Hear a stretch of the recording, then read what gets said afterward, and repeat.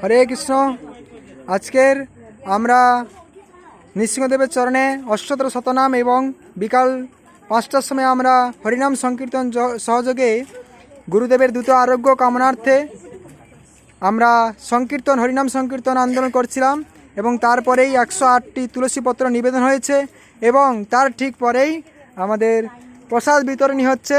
তো এই প্রসাদ স্পন্সর করেছেন আমাদের গণেশ প্রভু, উনার কন্যা সন্তানের দ্রুত মঙ্গল কামনার্থে।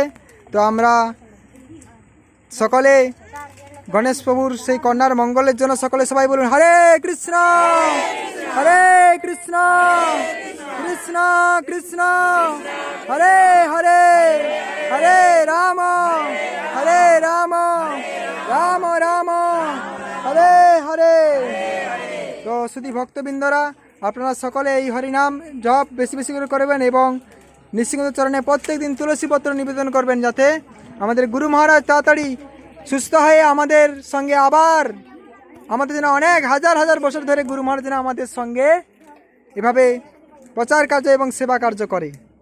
হরি বল। হরে কৃষ্ণ কৃষ্ণ কৃষ্ণ হরে হরে, হরে রাম রাম রাম হরে হরে।